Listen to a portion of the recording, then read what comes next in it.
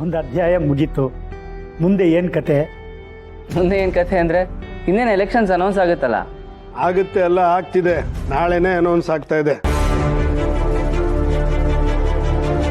ಪಾರ್ಟಿನವರು ನಾಳೆನೇ ticket announce ಮಾಡ್ತಾ ಇದ್ದಾರೆ.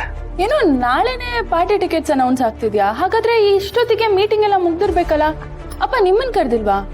ಇಲ್ಲ ಮಗಳೇ, ವೀರುನ ಮೀಟಿಂಗ್ ಕರೆದಿಲ್ಲ. ಯಾಕೆ? ಹಾಗಾದ್ರೆ ಅಪ್ಪಂಗ್ ಪಾರ್ಟಿ ಟಿಕೆಟ್ ಕೊಡಲ್ವಾ? ಯಾಕೆ ಕೊಡಲ್ಲ? ಕೊಡಲೇಬೇಕು.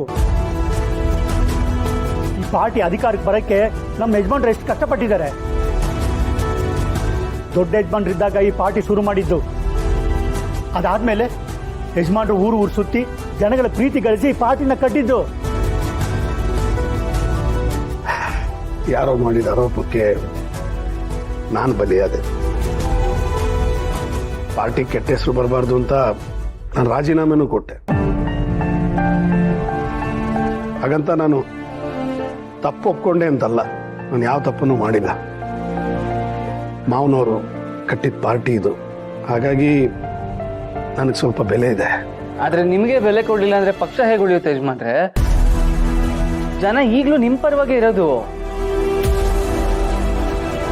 ನೋಡೋಣ, ಪಾರ್ಟಿನವರು ನಾಳೆ ಪ್ರೆಸ್ ಮೀಟ್ ಕರೆದಿದ್ದಾರೆ. ಟಿಕೆಟ್ ಸಿಗುತ್ತೋ ಇಲ್ವೋ ಅಂತ ನಾಳೆನೇ ಗೊತ್ತಾಗುತ್ತೆ. ಕೊಡ್ಲೇಬೇಕಲ್ಲ ವೀರು. ಆ ಕ್ಷೇತ್ರಕ್ಕೆ ನಿಮ್ಮನ್ನ ಬಿಟ್ಟು ಬೇರೆ ಯಾರಿದ್ದಾರೆ ಹೇಳಿ? ವೀರು, ಟಿಕೆಟ್ ಬಗ್ಗೆ ಆಮೇಲೆ ಯೋಚನೆ ಮಾಡೋಣ. ನಾವು ಎಲ್ಲರ ಮುಂದೆ ಒಂದು ವಿಷಯ ಪ್ರಸ್ತಾಪ ಮಾಡಬೇಕು ಅಂತಿದ್ವಲ್ಲ.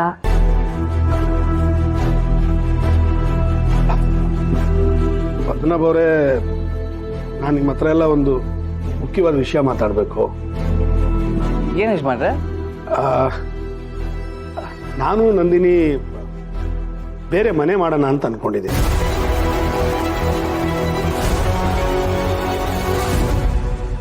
ಅಯ್ಯೋ ಯಜಮಾನ್ರೆ, ಇದಕ್ಕಿಂತ ನಿರ್ಧಾರಕ್ಕೆ ಬಂದ್ರಿ? ಯಾಕೆ ಈ ಮನೇಲಿ ಏನಾದರೂ ಸಮಸ್ಯೆ ಆಯ್ತಾ? ಅಯ್ಯಯ್ಯೋ, ಸಮಸ್ಯೆ ಏನೂ ಇಲ್ಲ. ನೀವೆಲ್ಲರೂ ನಮ್ಮನ್ನ ತುಂಬಾ ಪ್ರೀತಿಯಿಂದ ನೋಡ್ಕೊಂಡಿದ್ದೀರಾ. ನಿಮ್ಮನ್ನೇ ಮರೆತು ನಮ್ಮನ್ನು ನೋಡ್ಕೊಳ್ಳೋದ್ರಲ್ಲೇ ಕಷ್ಟಪಡ್ತಾ ಇದ್ದೀರಾ. ಕಷ್ಟ ಏನು ಪಟ್ಟಿಲ್ಲ ಯಜಮಾನ್ರೆ, ಇದನ್ನ ನಾವು ಇಷ್ಟಪಟ್ಟೆ ಮಾಡಿರೋದು. ಅದು ಗೊತ್ತಿದೆ ಸುಬ್ಬು. ಹಾಗಂತ ಎಷ್ಟು ದಿನ ಅಂತ ನಾವು ಇದೇ ಮನೇಲಿ ಇರೋದಕ್ಕಾಗತ್ತೆ ಹೇಳು? ಯಾಕಿರ್ಬಾರ್ದು? ಯಾಕೆ ನನ್ ಜೊತೆ ಮತ್ತೆ ಸುಬ್ಬು ಜೊತೆ ನಿಮ್ಮಿಬ್ರಿಗೂ ಇರೋದಕ್ಕೆ ಇಷ್ಟ ಅಲ್ವಾ? ಇದು ಒಳ್ಳೆ ಚೆನ್ನಾಯ್ತಲ್ಲ.